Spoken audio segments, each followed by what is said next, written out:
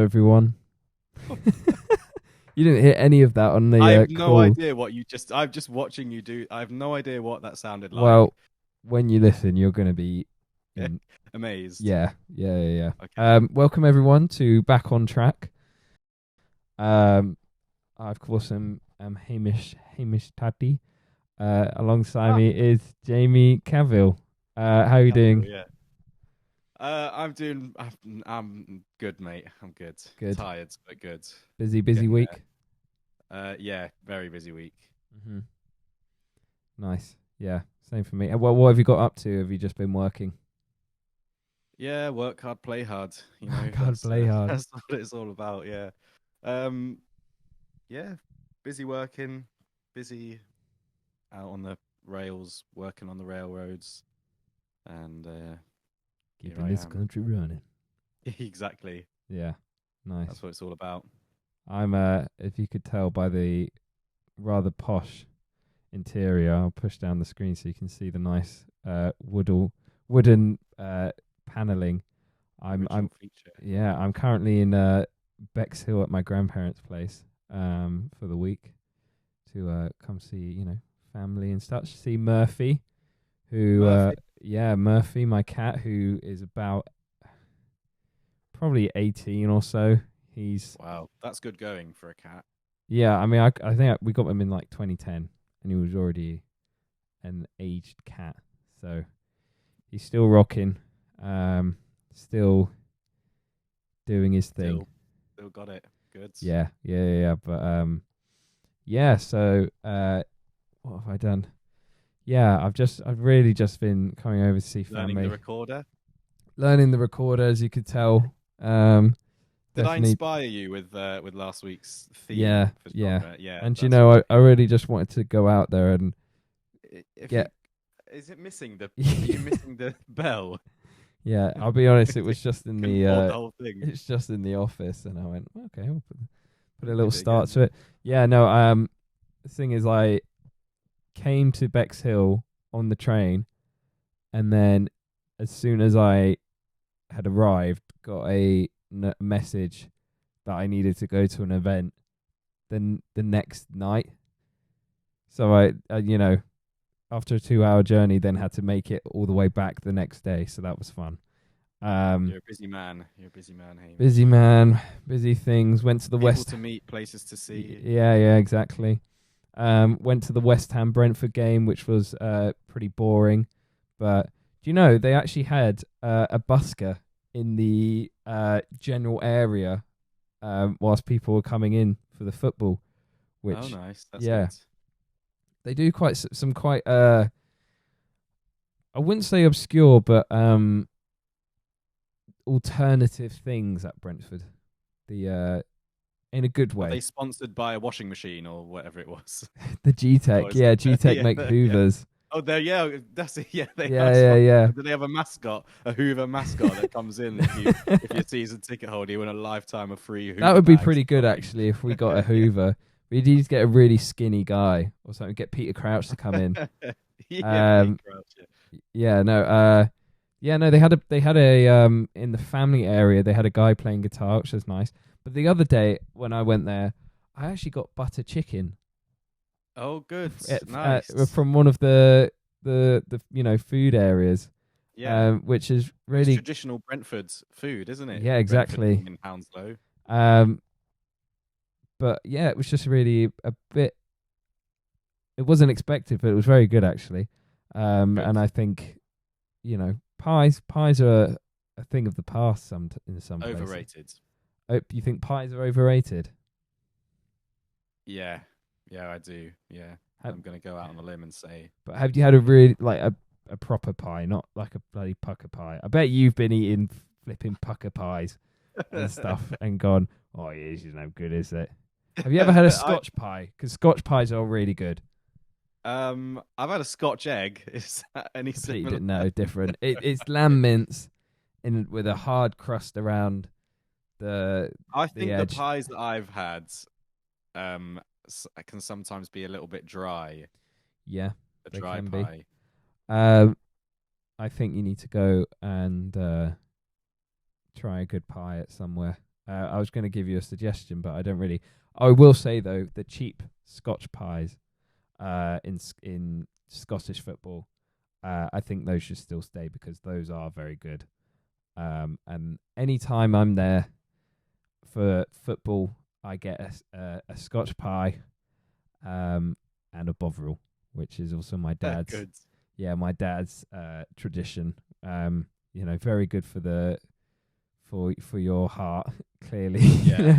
My not favorite. going to clog your arteries. Yeah. Have you ever had a Wigan kebab? Oh my god, no! Well, okay. You really are just like scraping the bottom of the barrel when it comes to pies. Quite nice, actually. Bread, I like bread with the pie.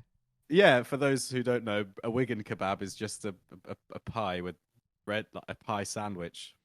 Yeah. Or as we call it, a barm cake with a pie in the middle. But it's nice. Is it? Yeah, there's a really good chippy just in Wigan in the town centre, and they do Wigan kebab. They do the other thing which is called like Babby's Head or something like that, and they do smack barm pea wet. And if you've ever heard of that, it is the most beautiful thing. What's smack barm pea wet?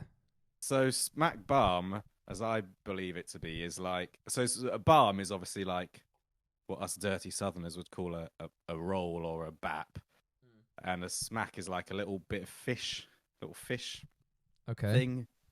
And pea wet, you know the watery juice you get from when you make mushy peas, and it's free. You just add it on, and you can add the pea wet. It's just like pea juice. It's not mushy peas. It's just like watery pea juice. That really is like bit of fish. Still living in the famine, post-war, the post-war, Gotta try it.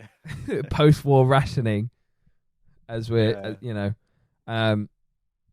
okay. Well, if I'm ever in Wigan, I will try it. It's traditional. It's a traditional Wigan delicacy. You've got to try it. You've got to go and sit on Wigan Pier and have a smack barm pea wet. And have you gone down to Wigan Pier? Is that? Do your trains go down that way? Wigan Pier. For those who don't know, just Google Wigan Pier. It's funny. It's literally like it's just a tiny little like bit of metal sticking out of the canal. But it's like become a landmark, Wigan Pier. But yeah, it's okay. Well, you're really selling it. You're gonna have pea water with some bread and fish. Yeah, on the world's smallest canal. It's really Wigan is I love Wigan. Do you?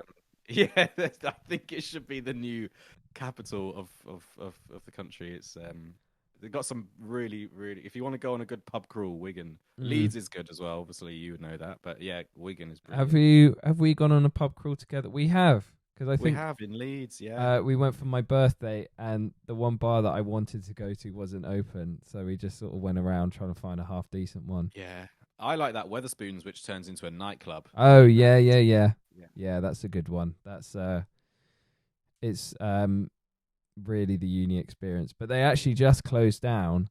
So the pub right next to it, Walkabout, did Walkabout Wednesdays, and it used to be £1 pints on Wednesdays. Oh, that's good. It was £1 pints, but a minimum card fee of £2.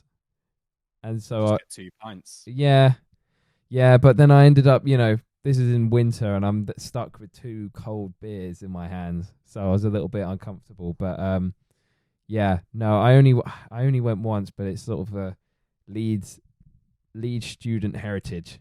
That place. It's recently closed down though, and it's turning into another experience bar, I think. But yeah, no, I think apart from that, really, just trying to catch up with old family, and I went down to the Bexhill Pavilion, if you remember that. I do remember going there with you. Yeah. And saw what the exhibitions were, and yeah, it's actually been surprisingly good weather here. Well, it was very cold earlier, and then anyways, sorry, waffling on. Guys, today, stick around. We're gonna have Keith Ayling come on and talk to us all about his time writing sea shanties for his group, the Saltburn Smugglers. So that will be really good to listen to. Exciting. Yeah. I'm looking forward to First it. ever guest star. Yeah. But before that, we thought we'll go through the rest of our weekly segments. Installments for you. Yeah. Starting off with the news. Jamie, why don't you kick us off? Well, I'll tell you something that has been kicking off, and that is David Rush, who's been kicking off in the world of record breaking. He broke the world record for the most table tennis balls bounced and caught in shaving foam on the head in 30 seconds. I mean, as you read it, it just gets more and more bizarre. If you had to get a load of shaving foam and slather it all over your head, I don't even know if that's a real word. How many balls do you reckon you could bounce and catch in your shaving foam adorned head? How long do I have? 30 seconds. Oh, 30 seconds. Sort of trying to think of it. Trying to picture it. I'd like to say, when you watch the clip, it's hilarious. I'd like to say 18. Hamish, if you got 18 in 30 seconds, you would be the new world record holder because David Rush completed it just the other week by catching 16. Oh, really? So I think we should do a live podcast where we actually give it a go and try and break these world records. Yeah, I'd like to give that one a go. Yeah, I think it's quite funny. It's just ridiculous because, I mean, I don't know what Guinness World Records have been on lately, but some of the records that they've been breaking, have been rather bizarre. I mean, there's one for the fastest time to drink. Okay, that's actually not too bad, the fastest time to drink a Capri Sun. But there's all sorts of weird ones. What's the fastest time to drink a Capri Sun, or is it? 21.71 seconds. I reckon I could easily beat that. For like a small Capri Sun, or are we talking like a like your bog standard, capsule, whatever they call it, packet. 21 seconds. Yeah. What? That can't be right. That's far too small for 20. I can do it in one inhalation, I think. Yeah. You think how quickly people down pints. That's like... Yeah. Do you know what it is? It's probably including the time to get the little plastic straw in the in the metal. That's half the battle, isn't it? That takes a long time, to a point where you just end up trying to get some scissors or something and cutting it open. Wow. Okay. Did you have another for us? Oh, there's loads. This is a treasure trove. Most table tennis bounced against the wall with the mouth in 30 seconds. Okay. I mean, when you get a table tennis ball in your mouth and you sort of go like, I don't usually do that, but yeah, sure. Right, I can imagine it. Just yeah. me then, is it? Yeah. 47. 47. That sounds more impressive. I mean, the thing is with all of these records is, how does one come up with this and then spend the time to go to the Guinness World Records and say, hey... Yeah, I mean, who's coming up with this sort of stuff? I mean, it's quite lucrative. I think you can get a record for just about anything these days. I mean, there's some all sorts of crazy... Yeah, well, I think we could try and do the head. I think we should try and break one. Yeah, no disrespect to the man who what was his name again? David Rush. David Rush. Congratulations. But we're coming for you. We're coming for that record. Well, would you like to hear what's happening down in Bexhill? No. No? No, not What really. about in the weird news? No. Okay, well, I think we're going to I caught you out there, didn't I? I caught you off guard a bit. I'm only joking, Hamish. Go on, give us a... Thank you. That reminds me, actually, of once when, during Halloween, when you go up to someone and say trick or treat. Yeah. The the guy once And they've told. got a sign on their store saying "fuck off, kids" or Yeah, something yeah, like well, that as well. But there was one time where he said trick, and I didn't have anything prepared, that. Yeah, and I was stood there like a fool. I know. You said I just want some bastard-free sweets. You little I know. sod. It is silly though, isn't it? These kids got to figure out what they do when it comes to the trick. Because right now all they're getting is treats, and we're living in a world where everybody just gets rewarded now. So they've got to. Yeah, like, it's just, we need we just need to do something about it. Hamish. Start a movement. My uncle, when he didn't really do I don't think he had done much like handing out sweets before, and so he did it when he lived with us, and he was handing out full chocolate bars, like big £1 chocolate bars, and that's put a hole in the bank balance. I know. Well, he bought a few, and he gave them, and you could hear the kids being like, "Oh my god, I got a chocolate bar!" Oh, chocolate. And then within like 20 minutes, he went, "I'm out. I've run out. Run out." I only bought a 6-pack. Yeah, there was I remember when I was a kid, I used to go trick or treating, and there was a house where they would give out like toffee apples. I remember the same one, the one in Witten. Yeah, exactly. Yes, yeah. And it had the yeah. big. They would really they go would out roll with the out. lights. Yeah. I think I went to the same one. Yeah. How cool was that? That was pretty cool. Yeah. Anyway, sorry for the tangent, guys, but well. Speaking of weird, actor Damian Lewis, this is in London, led the annual London Sheep Drive on Southwark Bridge, exercising the ancient right of freemen of the City of London to herd livestock without tolls. Wearing his grandfather's wool coat and carrying a crook, Lewis represented the Worshipful Company of Woolmen, a trade guild from the 12th century. The revived tradition, which began 15 years ago, serves as a charity fundraiser. Master Woolman Manny Cohen noted that other historical privileges of freemen, like carrying unsheathed swords and receiving escorts home when drunk, will not be reinstated. That was a lot of information, but did you get any of that? Yeah. I mean, so he walked a bunch of sheep. He walked a bunch of sheep across Southwark Bridge. Yeah. I mean just think of the traffic and the mayhem that would cause.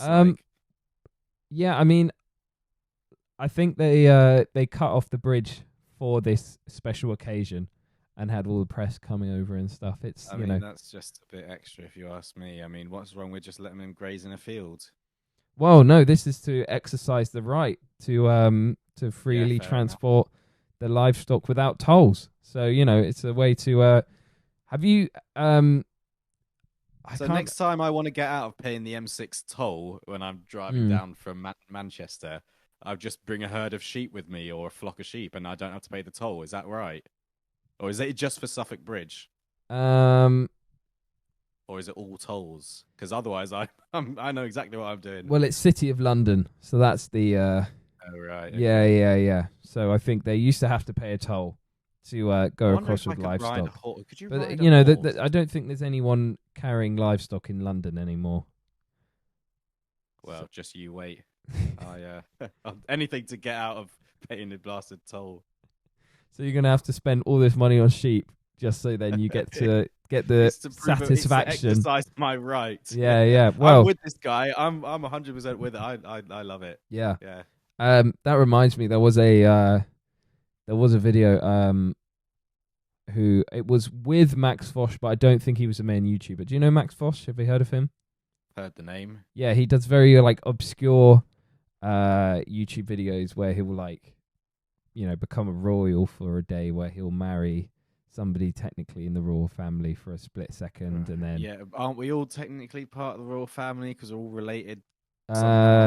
If you go back far enough, I think a little bit closer than that, but to the blood. I'm not. Are you saying I'm not? Not like that, Jamie.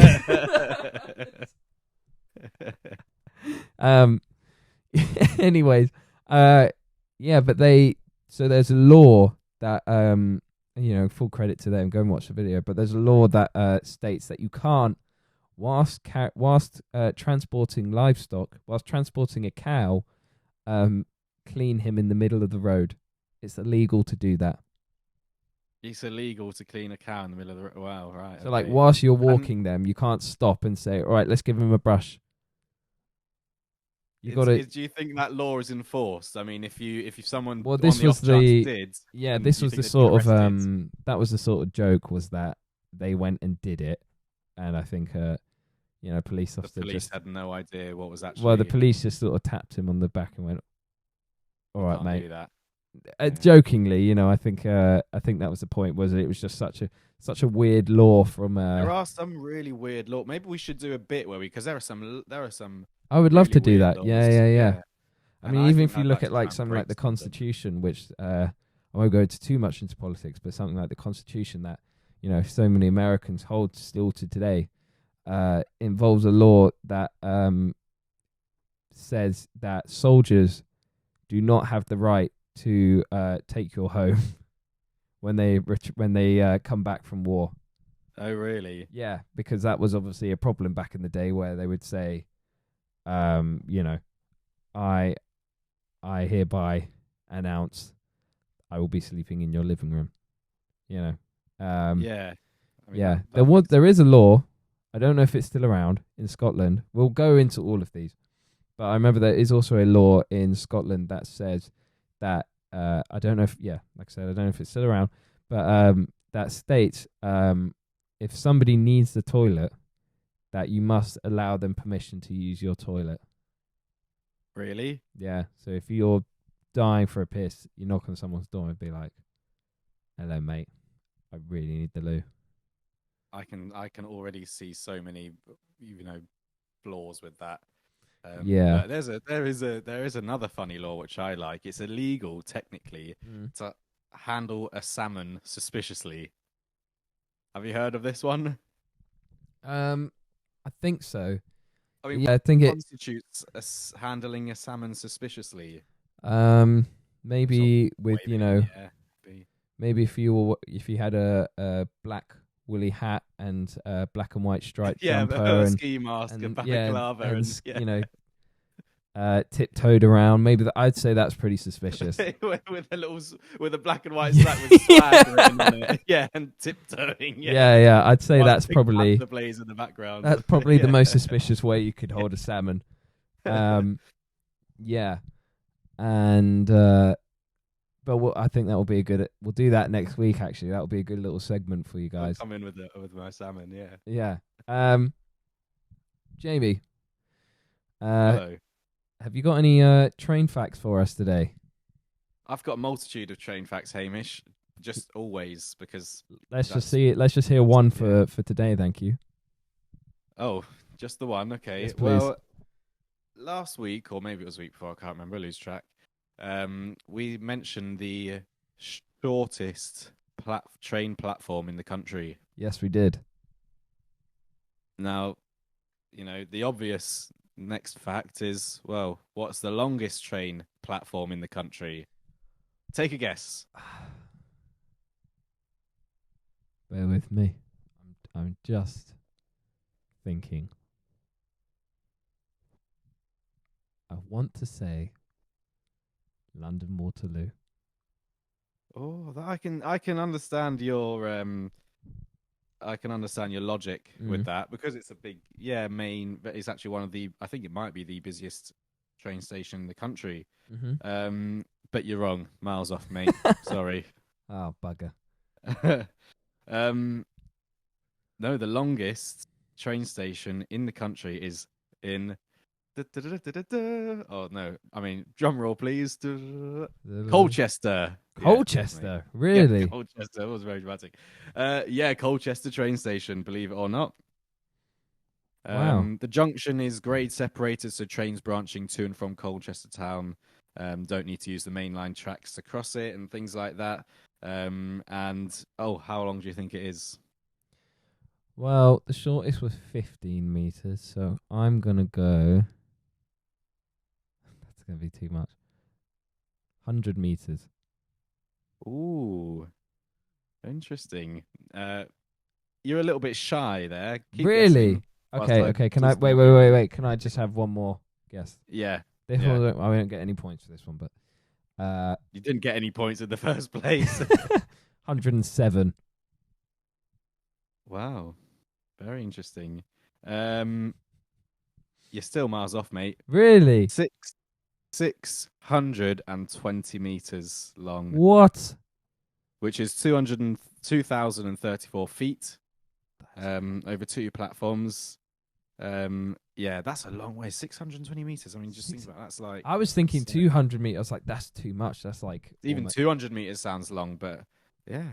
God, Yeah, really? 620 meters. Yeah. Wow. Yeah, opened in 1843 as well, so it's an old station. Mm-hmm. Refurbished in 1865, and it's 620 meters long, which is very long.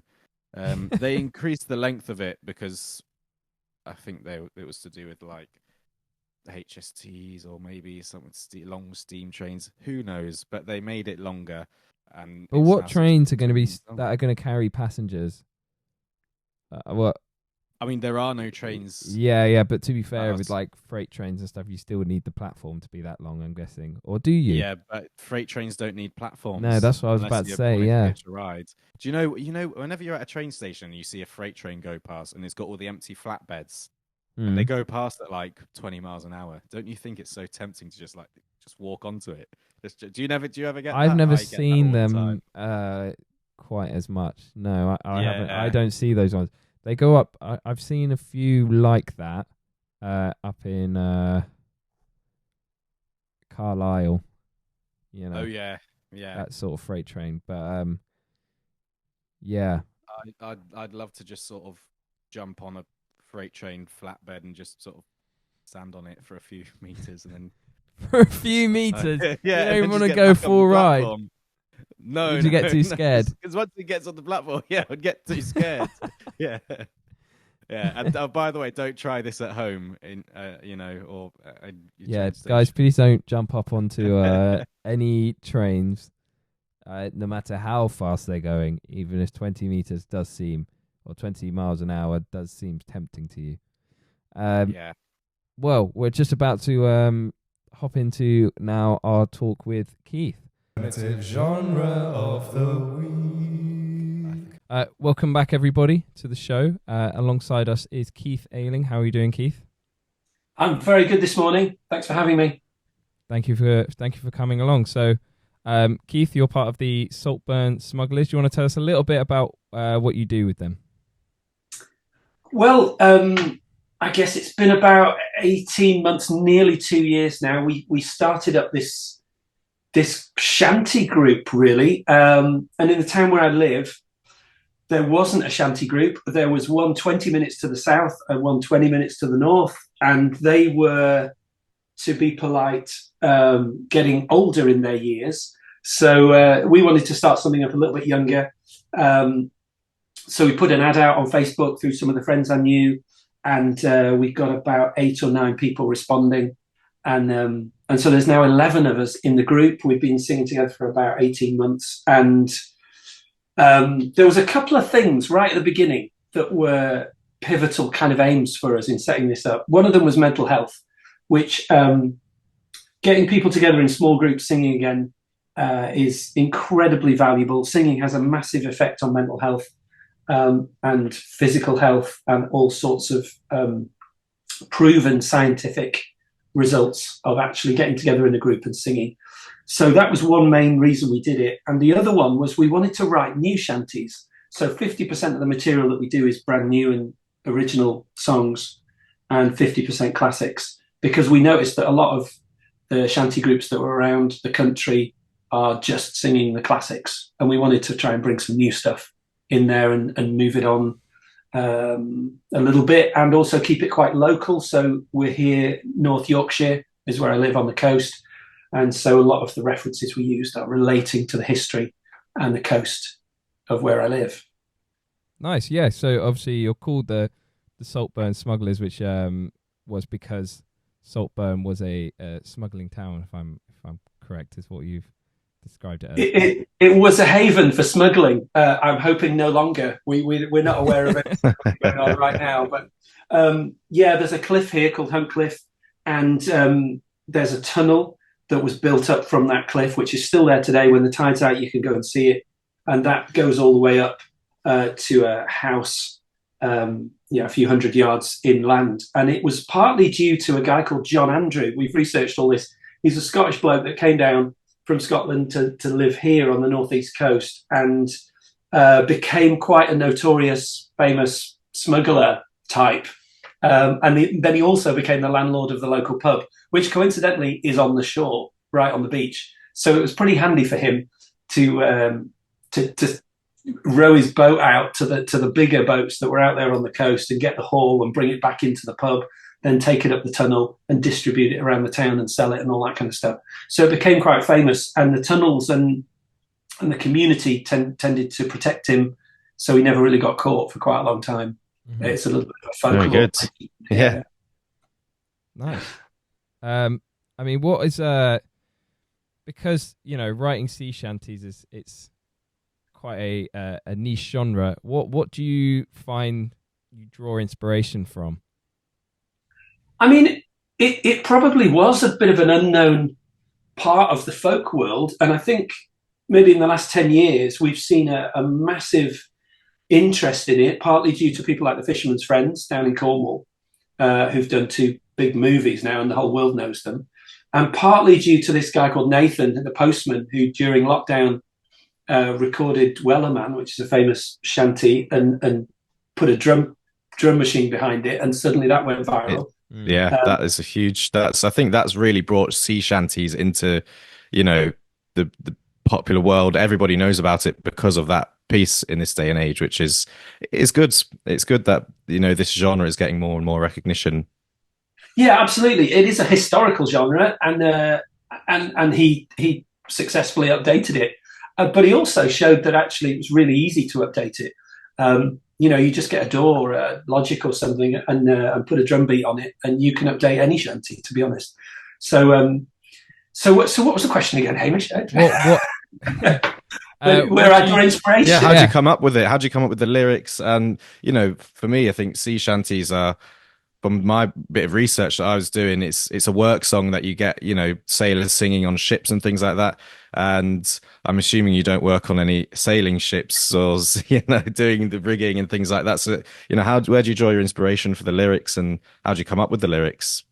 Yeah, so there's 2 parts to that, I guess. There's a historical answer to that, and then I live by the sea, so I'm constantly looking for inspiration in the coast that I'm walking every other day. Things that happen. We did have a whale beached up last week. Oh wow! On the beach here, there's things like that going on. Little bits of ships appear on the beach at times that have just been washed up from the sea and stuff over history, and then we've got a massive history of sea glass here as well. So there was a big bottle glass factory about 20 miles up the coast historically, and that closed in I don't know, the 60s or the 50s.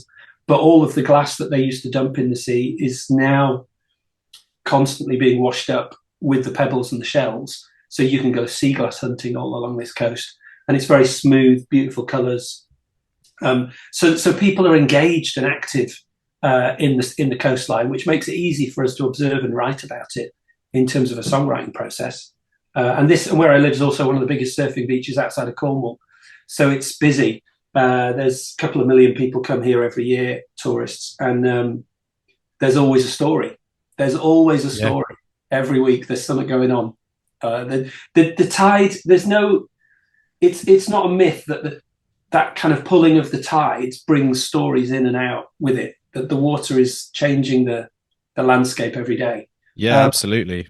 I mean, historically, shanties are from, we traditionally, we know it as a sea shanty, but we're talking really about industrial working songs. So we're talking about mining, where the large-scale Victorian industry, and how that changed the landscape, and then how people needed these songs to actually make them productive.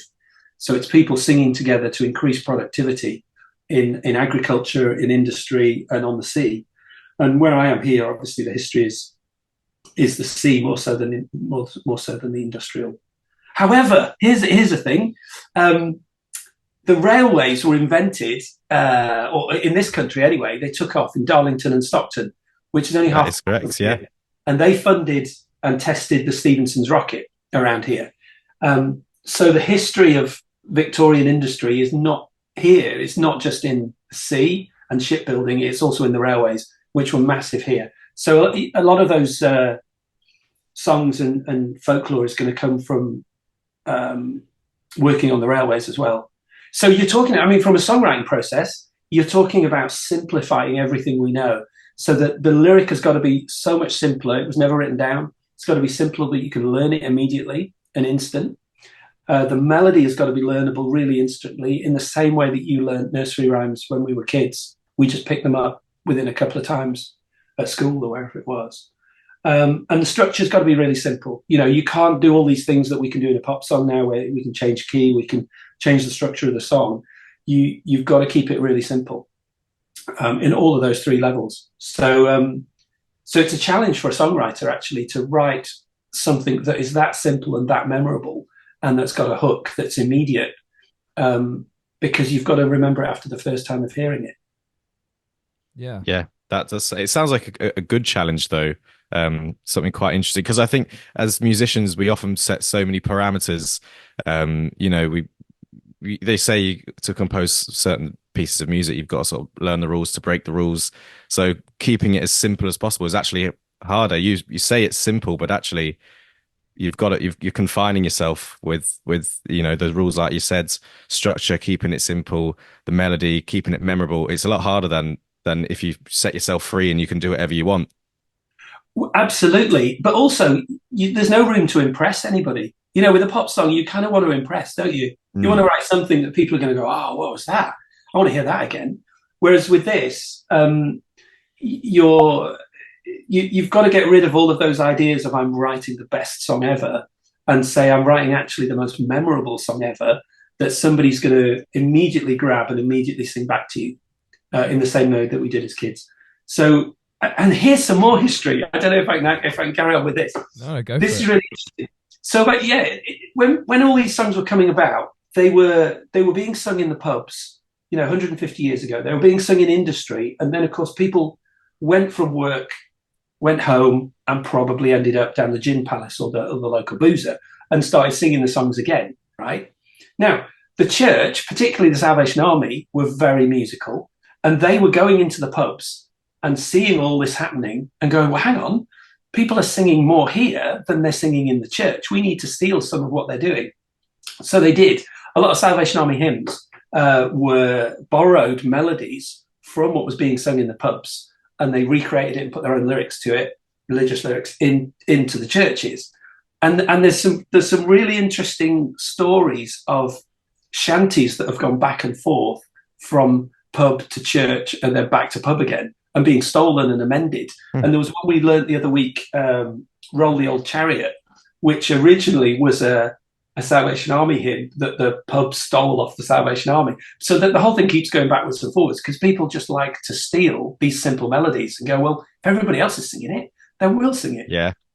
And the current, I mean, I guess the current thing is the football terraces. You know, people sing stuff on the football terrace and they borrow some of those melodies from pop songs. But I wonder if they're going to go back the other way as well, and people are going to steal things that have been made up on the football terraces. I don't know. You might start hearing football chants in churches. Who knows? Yeah, who knows? Yeah. I mean, how's the response been? Because you're saying, you know, describing how much sea shanties are about the sort of community behind it and bringing people together. What's the response been like in Saltburn? Well, that's a great question, and it's been amazing. And I'm not just saying that. I'd say the first 6 months that we started was all about us finding out what we sounded like and finding out what made us enjoy it. And then we started to do some more public things, and we started 2 particular events that really caught on. One was called The Roam, where we went around 6 pubs in one night. So we did a half an hour set in each pub and then walked on to the next one. And that was partly to emulate the history of the town here with John Andrew, the smuggler, and the way he kind of walked about the town and distributed all of his stuff. So we called that The Roam, and we did that twice a year, and that kind of started to take off. And the other thing we did was, I'll be honest, mirrored Fisherman's Friends and what they do in Port Isaac. They do summer gigs on the on the shorefront in the harbour at Port Isaac, and we thought, well, we could do that here. Nobody's doing that on this coast, so let's do it here. So we sing on the prom, and we call it Shanties on the Shore. We did that last year 3 times. We did it this year 3 times. And this year we're getting around about 500 to 600 people at each show turning up for that. We've just done 2 theatre shows, both of which sold out, and the second one sold out in 4 days. And the council book us quite a few times to play and sing at various big events, and we get paid for that. So things are going really well. Yeah. Yeah, really good. The people love it. Yeah. I think it goes back to what you say about, obviously it's a very community genre, but people, it's very memorable. People like to sing it back.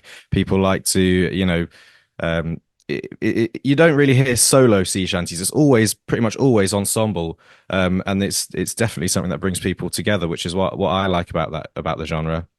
Yeah, I mean there are 1 or 2 solos, obviously that Nathan the Postman, but yeah, but most you're right. Most of the time, it's about reflecting the bond between a group of people, which all harks back to 10 people working in a field, 10 people working in a warehouse or in a factory, 10 people, 20 people, whatever that number is on a ship. It's how those people are relating together and encouraging each other through the melody and the sound of the song. So of course it works better in a group scenario, but also because it's got this history to it of hundreds of years, people who hear it of any age tend to relate to it. So we get children. We've started up a children's choir, actually, a children's shanty choir, which is going really well. They've done about 3 gigs, and they're all about between 6 and 11. So they're really small, but they love it. So they're relating to it on the simplicity of melody and the whole idea of being a pirate. But then you've got other demographics and decades of ages who all have different memories of it. So we've got students and teenagers coming along who know that their parents used to be really into it, and they're coming along just because they remember being little kids growing up with it. We've got grandparents coming along because they remember 50 years ago hearing these songs around in different venues and different places. So everybody has some kind of memory about it somewhere. Now, I'll be honest, I used to live on the West Coast. I used to live in Lancashire when I grew up. I didn't have any experience of sea shanties at all over there. I mean, we had beaches and stuff, but there was no ships. It just, they didn't, Liverpool was the nearest port, and that was miles away. So, whereas over here on this coast, whether it's Whitby or where we are here, Saltburn, or going up to Sunderland and Newcastle, you've got a massive history of seafaring, shipbuilding, fishing, and all sorts of stuff that's gone on here, much more so than the Lancashire coast where I grew up. So, so the memories are here. So in some ways, it's about bringing back memories, keeping the memories alive as well. Good. I'd like to know, when you in sea shanty music, you often hear instruments like you've got like concertinas, accordions, that sort of thing, fiddles. You've got the fife and the flute and all that sort of stuff. What is it about those instruments? Why are those instruments so synonymous with the genre? Because they were portable and didn't require any electricity. There we go. If you went away on a ship, right, you're probably going to take an accordion squeeze box because it compresses so small. You just put it in your rucksack. You can't do that with an acoustic guitar. You know what I mean? Yeah. So to some extent, the flute and the pipe, those kind of little things, you could throw them in your pocket and take them on, and nobody would notice. Whereas a violin and a guitar, they go out of tune quite a lot. So yeah, we hear those now in folk music everywhere, but originally maybe on the ships and stuff, and in the factories, they didn't have those around. They just needed something they could get a note from immediately and play really easily that was really small. So its practicality is one. I suppose because you want them all singing in tune as well, so they need to have something to tune to.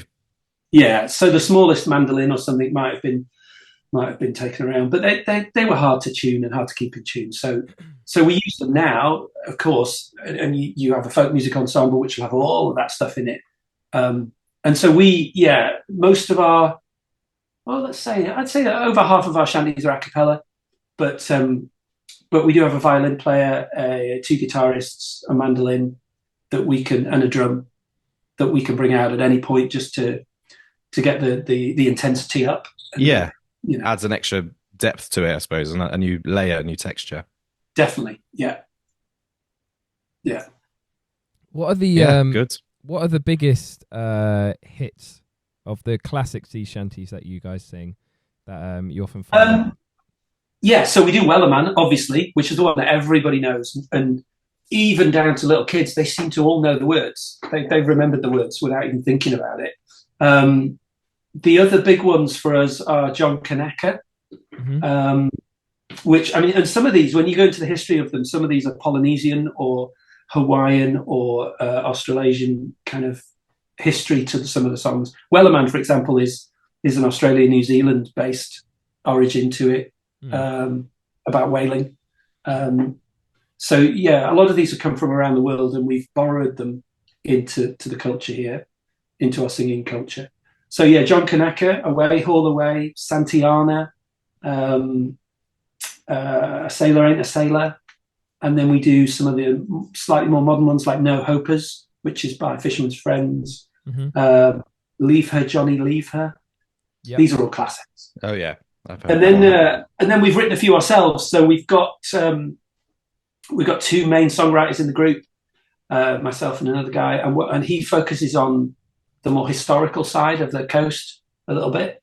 So he's researching and looking things up and then trying to include that in his lyrics. So it's a little bit factual about the history. Whereas I perhaps focus a bit more on the emotion of sailing and being a shantyman and industry and stuff like that, and how it actually felt in my songs. So there's more about there's one we do called Have Another Drink, which is about the haul being brought in a bit late. So the crew's left in the pub waiting for this smuggling haul to come in, and they're stuck in the pub for 12 hours. What are they going to do? Well, they're going to drink the bar dry while they're waiting. So there's that's a bit more of a party song. And then there's another one about going away at sea and being away from your love for 6 months or a year. So it's a little bit more about the emotion of sea life rather than the history for me. But we have another writer who does some history songs. So we've got a mixture of new material that we're writing around all of that. Yeah. Has it been a bit of a, obviously, yeah, you've noticed how much of it is just about creating something that's memorable and easy to sing along to. Has there been any learning curve, obviously, for coming from a contemporary background, and writing for more, in the pop standard?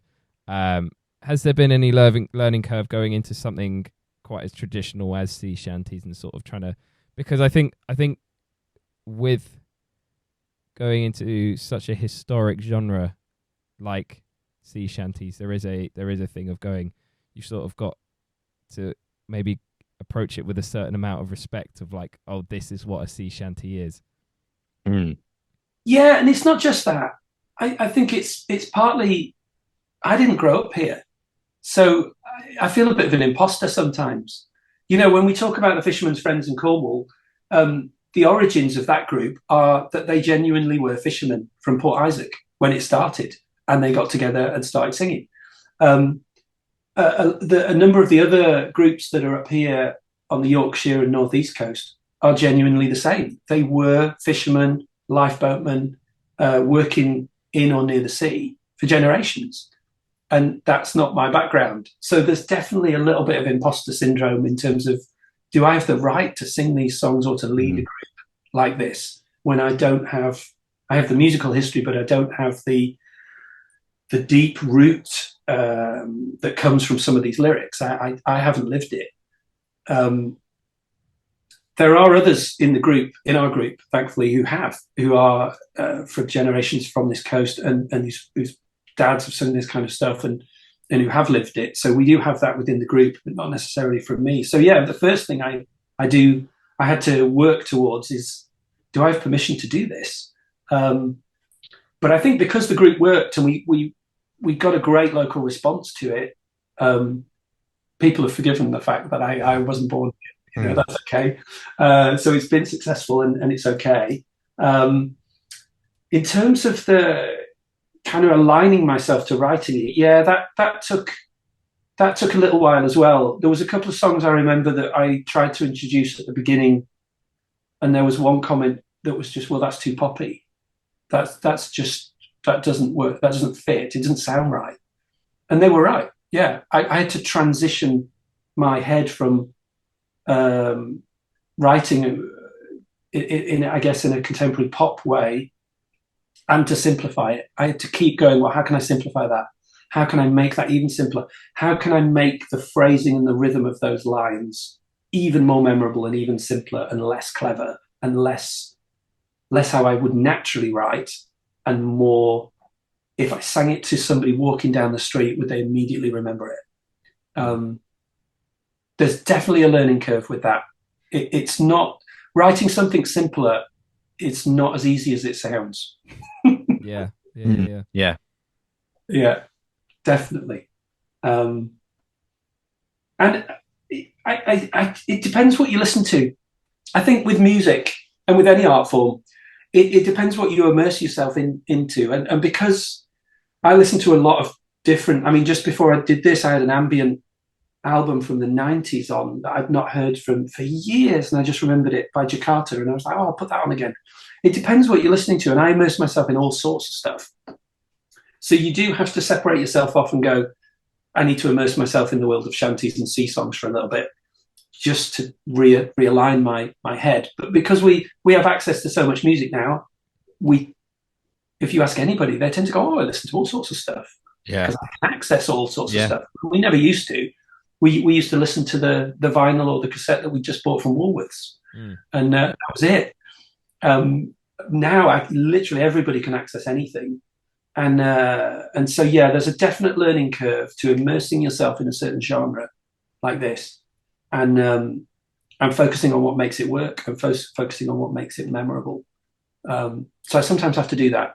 I have to pick up a book about the history of sea and read a chapter just to immerse myself in the world a little bit. Yeah. Well, I think it definitely is lovely to see the sort of effect that it seemingly had on the community, and how many people are, getting themselves involved in this communal or communitive, genre of music. Yeah. Yeah. And what you said earlier as well about mental health, I think that's really important as well. Sea shanties bring people together, and especially after something like lockdown, which we've just had, I think it's really, really good. And also when it comes to, I know you mentioned that about imposter syndrome and things like that, but I think, I mean, whenever you sort of delve into a new tradition of music, whether it's some sort of ethnic music, we talk a lot about music from other parts of the world. You've got to approach it with a bit of sort of, there is an ethic to it, and it stems back to the word is reciprocity, which is basically giving back to the genre that you're learning from. So if you're going to go and study a genre, you've got to, you're taking something from it, you've got to give back to the genre. And by engaging with it and creating this community and giving back to the genre, I would say you've done a really good job there, and approached it in the correct way when it comes to sort of ethno and sociomusicology. Yeah, thank you. I think we've done the right thing. I don't know if I didn't really create a strategy. I guess I didn't think about it, but I just thought, let's sing locally for a year or so and see what happens, and not push it out too far.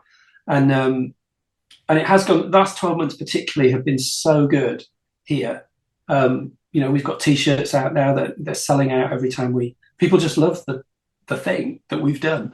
And the good thing is that theatres further afield across Yorkshire now have started to ring us up and email us and say, can you come and bring the show to our town and tell us what shanties are about, tell us the impact it's had and the history of it and why you're doing it. So we've started to book some theatres across Yorkshire now, but mainly because we've spent that time here getting it right, making sure that we're doing something that's genuine and that fits and that has that respect. And I think that's what's that's what's worked, really. Yeah, I think good. we took that time to make it work. And do you know what? I'd encourage that anybody doing anything in any genre, I'd encourage you to do that. Stay on your home turf for a year and see what happens and see if people like it, and then just gradually move out from there. Yeah. Yeah, definitely, 100%. So, in preparation for this interview, I attempted to write some sort of sea shanty inspired music, and I didn't do a very good job, to be completely honest. I did an all right job, but I'm going to pick your brain now. So, for me, I was thinking, I come from a classical music background and sort of all of that sort of side of things, and I was really thinking about the harmony. What is it about the harmony that makes it a sea shanty? Because it has a characteristic harmony, and I was thinking it's quite modal. You've got a lot of Dorian mode and things like that. You've got that flat seventh, and then also that you hear a lot of perfect fifths, like drones, sort of in the bass. I want to know why is that so characteristic of this genre? Is there a reason why we use that harmony? I think you're overthinking it. Yeah, that's exactly what I was thinking, because I'm approaching it from the completely wrong perspective, and I'm thinking, why is it, what's it doing here like that? I think what it is for me, go on. But what you've got to understand is that everybody that was involved, or let's say the majority that were involved in industrial, agricultural, seafaring singing, were not singers. Yeah. So from the very start, the simple main melody is where they started at, and that had to be as simple as possible, and that's the way we start. So when we start doing a new song at rehearsal, we did one last week.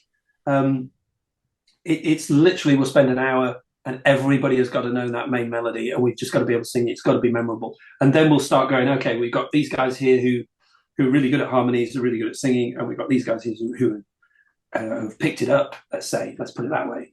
And so we'll start to look in at the highlights within that song that we need to bring out, the things that are obvious that need to come out, the hooks that are working well, and those are the bits that will harmonize. So we work it like that. So we don't work it from the point of view of, as you would in a choir, of having 3 or 4 parts already done, knowing exactly where the dynamics are going to work and how the melody's going to rise and fall. And we don't kind of do it like that. It's much more organic, and I think that's how shanties used to work, and I think that's how they probably should work. In that, where is the energy? So we go through it and we try and analyze, well, where is the energy in this? Where is the passion on the certain lines? Where is the rise and fall of where the audience is going to grab this and be gravitated towards? And that's where we'll add the special things. That's where we'll add. So we do, as well as working on some quite simple 3-part harmonies usually for our group. We'll then work out if there was any call and response things, if there's any shouts happening, and we've got a couple of guys in the group who are particularly good at that. And so there are certain things we'll take out that I know other groups don't do this, but we'll take out certain words and they become a shout. In that, if you were on the boat, one of the crew members would have shouted at various points. There'll be shouts that they do across, whether they're up the rigging or whether they're on the rudder or wherever they're at, wherever they are, there'll be a shout different. And we do that within the song if it's suitable. So there's all these kind of natural elements that we like them to emerge within the rehearsal. We try not to plan it too much, and we let them organically. That's the word. Yeah. Yeah. We let them organically come. And sometimes it takes 1 or 2 performances for us to sit back and go, oh, do you know what? There's something missing still. There's something we're not getting about this that we need to push more. And we let it emerge. We let it organically come through performing it a couple of times, and then go, well, actually, we need to remove all the voices from this and it be a single voice, because that sounds more authentic. So the first section here is going to be just one person, and then the whole crew comes in, and then there's a shout, and then we'll build up and then might go into a 3-part harmony later on. And I love the way that as a group, we just allow that to build and emerge itself, rather than coming in with notated 3-part, 4-part harmonies where we go, we're going to do this and there's going to be this drone thing here, and the bass parts are going to do this, and there's the sound of the sea. And we kind of just let it emerge, because I think historically in those environments, that's what would have happened. Somebody would have started it, the rest would just join in, and then they'd go, wow. Yeah, I suppose that makes a lot of sense. I mean, the workers who would have sung these songs probably weren't classically trained singers and things like that. So, they wouldn't have been thinking about, we've got to put it in the Dorian mode and have a flat seventh and a drone here and there. And, it's got to be a 1/5 progression and things, so I think, yeah. And anytime we try to introduce or talk about things in certain ways like that, there's like 7 blank faces around the room. Yeah. What are you doing? Yeah. So we definitely can't start things in that way at all. And don't get me wrong, the other singers have got a great pop sensibility about them. They listen to a lot of music. They know what works and what doesn't work, but they don't know music theory. So you can't start from that perspective. We try and start very organically and going, is what we're doing right now, would it have worked 100 years ago, 150 years ago? Would this have actually had an impact in those other scenarios? And if the answer is no, we then have to go, so why are we doing it? And if one of the reasons we're doing it is because it's just a great sounding poppy shanty, commercially up to date, bringing in new elements, then great, that's okay. We that's our reason for doing it. But quite often it's, would this have genuinely worked 150 years ago? Does it have that grit, raw authenticity to it? And can we do something with it? So we perhaps start a bit more from that side of it. Yeah.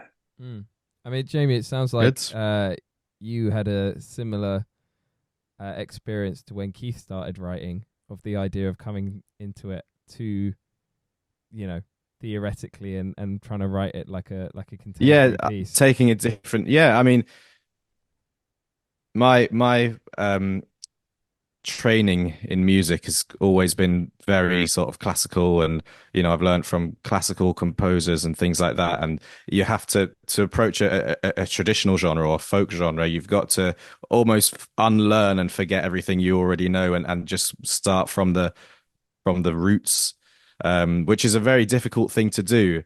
But yeah, I think for me, when I hear sea shanty music, I think to what I've heard on films and things like that. The big one is obviously Pirates of the Caribbean and things like that. Any sort of, and you hear, it's in the Dorian mode, and that sounds quite characteristic of pirate music and things like that. What is it about that harmony? And then you sort of build it from there. But I think that's, I'm thinking about it from sort of film music rather than traditional music, I guess. Yeah, I mean, I don't quite know how Hans Zimmer works, and he may work in both ways. He might work organically in what makes me think of the sea, but he also probably works in a very classical way as well. So you're right, he probably analyzes it from both angles. We don't. Yeah. And I think a lot of shanty groups don't. I think they just get together and sing. And this is why mental health was a big thing for us, because rather than thinking of it classically and it being a continuation of my work in some form, as a songwriter, it was more like, let's just get together and sing. And so for the first few rehearsals we had, I just came home and went, that was brilliant. I want to do that again. Didn't feel like work. It actually felt like a bonding process. Yeah. Through music. And I was like, great, that's how a band should be at the beginning. Isn't that how great bands happened? They just got together and went, this is flipping amazing. Let's do it again. Yeah.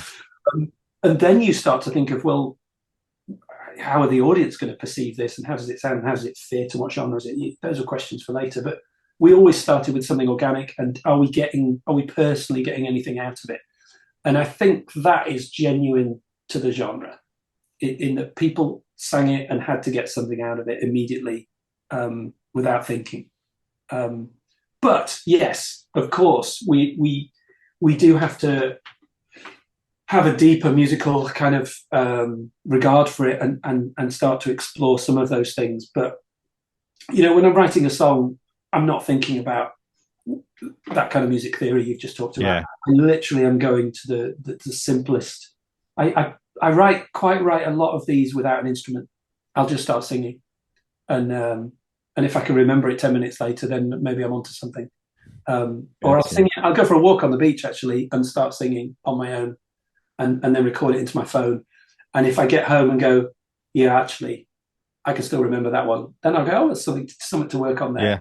But it's as simple as that. I'm not thinking much past that, because I think that's being genuine to the genre. Yeah, definitely. Nice. Good. Yeah, I mean, talk about that and sort of being genuine to the genre. I think obviously the genre was huge back in the day of industrialism and things like that. Given that that's on the decline in this day and age, the genre, how does the genre survive and how does it continue to evolve and grow? And I know you're doing a lot of work in the genre, but one of the things we love to talk about on this podcast is fusions and things like that. I mean, is there room for that within the genre? Obviously, the Weller Man might be an example of that, but what's the future for sea shanty music? I think it's two answers to that. I think people are gonna take the best things out of this, and they already have, and introduce them into pop genre. It's probably happened a lot, and we haven't even noticed it, because repetition and memorability, that's all over pop music in terms of how we make things memorable. The reason shanty music will survive, and it's one of the genres I work in, and don't get me wrong, it's not my only, I'm not obsessed with it in terms of being my only thing, but the reason it will survive is because it's community based. That's why it'll survive. And that's why folk music has seen a massive resurgence, because a lot of folk music is community based, in that you'll go to a number of folk festivals and there'll be, the majority of the lineup will be people you've never heard of. There'll be one or two names at the top there that people might know, but the majority of the folk festival will probably be names you haven't heard of, and that's the point. They're people who, in their own regions and in their own areas, are doing okay, and people are liking what they're doing. Well, let's gather them together in one place at a folk festival.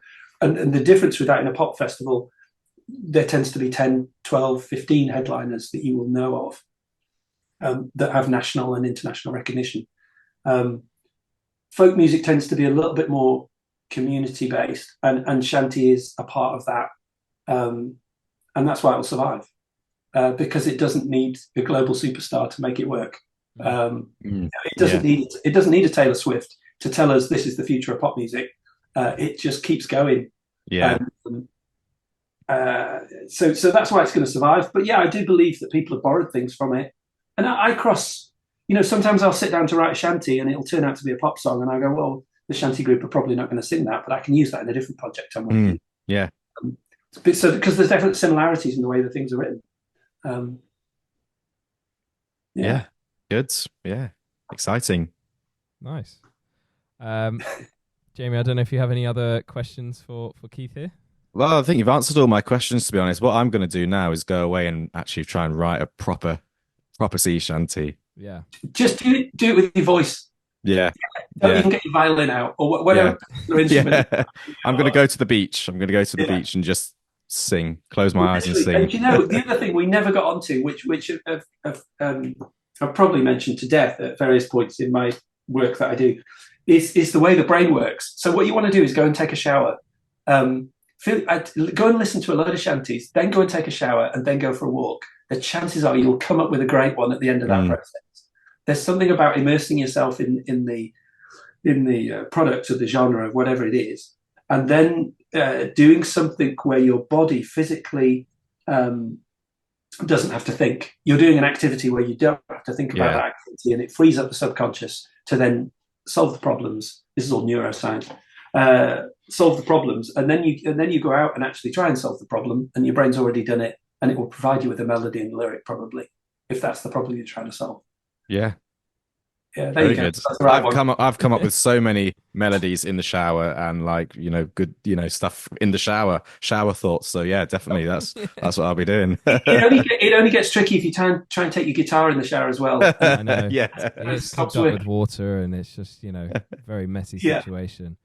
And there's a shanty. My guitar is full of water. There we go. Brilliant. I know, because obviously I do a bit of sailing, and it's sort of a very 50-50 thing with the guitar, where I'll get some people going, oh, bring your guitar around, and then you get others going, oh, please don't bring your guitar, please don't bring your Hamish, you've got to learn the concertina or the accordion. I know. I need something. Well, I think it's more as well because if we're going along the tide across the tide, you just end up being splashed with water constantly, and I think that's the last thing I want is for a soggy guitar whilst I'm trying to sail. But I mean, Keith, thank you so much for coming on. Got, a thing we do every episode, which is what grinds our gears. So anything that's been just frustrating you a little bit. Now's your chance to vent it out. Yeah, in the week. I mean, Jamie, why didn't you kick us off? What's been grinding your gears, Jamie? So much has been grinding my gears this week because I'm in the process of moving house actually, and everything that could possibly go wrong goes wrong. Whenever you're trying to do something big like moving house.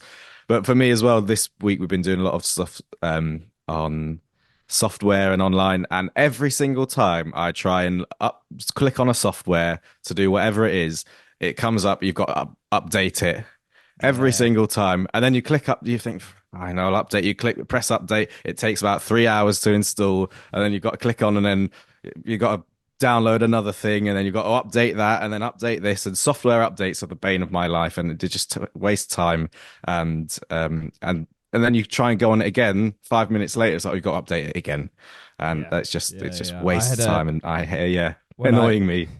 When I bought my phone, I ended up going through 12 updates because it wouldn't update to the current one, so it just updated the whole day, and it went through about 3 different softwares before going to its eventual thing. I mean, what's been grinding my gears this week? Going in London. I'm sure it happens elsewhere, but right, I think the idea of cyclists is great, but cyclists in London are such a pain, and I can't deal with. No, literally, right? Coming off Oxford Street, trying to cross the road, all go through the red lights, all of them. And that annoys me when cyclists go through red lights, especially when there's a green man to cross the road. Well, yeah, exactly. That's the that's really what been grinding my gears, and the fact that if you challenge them on it, my mum's had it where she's challenged them, and they make fun of her, and it's like, no, I'm trying to cross. Yeah, you can't challenge a cyclist. There's only one solution, Hamish, and push them off. I'm gonna stand there with the green man. I'm gonna be the lollipop man of of central London to fiend off any cyclist that tries to get through the green man. That's your future. I think you should be a lollipop man. Yeah, look into that. Yeah, I will. I think so. I mean, I don't know if I have the stature for it. 5'6", small build, but let's see if I can. 5'6", that's being generous, mate. You just need a lolly. I know. I just need the lolly. I mean, it could be a baton if it needs to be. But Keith, has anything been grinding your gears, or are you a lot more dismissive than Jamie and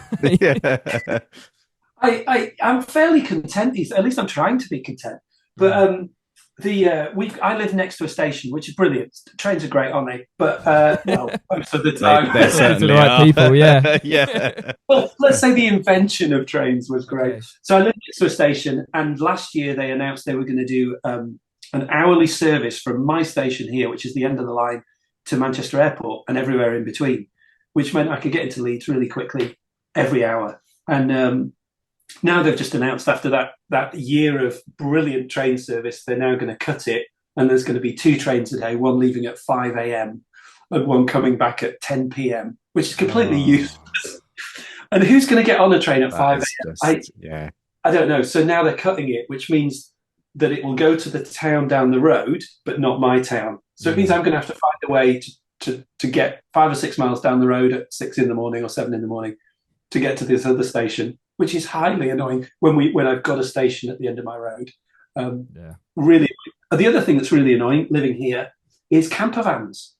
Now, camper vans are a brilliant invention, aren't they? They're fantastic, right? You can go anywhere, you can have a holiday, apart from the fact that camper vans are really expensive to buy. Well, here we provide free camper van parking all along the promenade with the best view in Yorkshire. and it means that we have 40 or 50 camper vans a day coming and parking along the front, and some of them are massive. They're not. Wouldn't it be great if they were all little tiny VW, vintage-looking, amazing little camper? Yeah. You know, some of these are houses on wheels. They're massive. Yeah. RVs, that's type Yeah, of yeah. thing. Yeah. They just plonk themselves there for a week. So we do have a promenade that looks like a camper van car park sometimes. That's annoying. Yeah, that's. I mean, that's certainly a sort of a local thing. That yeah, I get what you mean. But, It's a very localized problem. Oh yeah, you don't bring that up on the local Facebook group. Is it quite two-sided, that argument of the camper vans? Okay. Yeah, definitely. It's 50 people one way, 50 people the other. Yeah, it's sorry, 50%. It's a big argument here. And I see both sides, but it's the same with cyclists. It grinds my gears. yeah, absolutely. Well, Keith, thanks for coming on. Do you have anything you want to share on the podcast? Any projects coming up with the sea shanty group? Yeah, we're recording in January, so we've spent as much time as possible not recording, trying not to have the pressure of going in the studio because most of the guys have never done it before. So I've tried to hold off on the recording until we're so confident in what we're doing live that now we feel kind of ready. So in January we're going to do a couple of video recordings and maybe 3 or 4 tracks in a studio environment. They'll be recorded live, so we're not going to track everything, but we'll do it live and see how it turns out. With my old friend Chris Milnes is going to record that for us. Chris, yeah. Oh, Chris Milnes. So he's going to help us out with that, and we'll see what it comes out like, and then we'll be on streaming platforms everywhere, and then we're booking a theatre tour for early next year to take the show around, and you may see us across the north of England, the Saltburn Smugglers. And apart from that, my other projects, I've got another album I've got to release, which is ready, and that'll come out next year, which is that's my Victorian pop project. So I have another that's Victorian pop, and got a new album for that coming out. That's another genre of the week, Jamie. Victorian pop. I think we should do that. Yeah. I actually invented that genre, I'll be honest. Oh, okay. Nobody was using the words Victorian pop until I started it in about 2007. Yeah, I've got to say I've not really heard, but that's exciting. Yeah, really exciting. Yeah, that's a good one. I still love that. I'm still doing that. And I'm doing some more mentoring, to be honest. Songwriters, a few people have approached me, so I'm doing a little bit more mentoring. Yeah, it's good. Brilliant. Nice. Well, we look forward to finally hearing it, out there, the Saltburn Smugglers. Guys, keep an eye out for that. Keith, thank you so much for coming on today. It's been a real pleasure to talk to you and talk about the wonderful world of sea shanties. All right. Well, it's goodbye from me. And it's goodbye from me. Thank you. It's goodbye from me too. Thank you very much.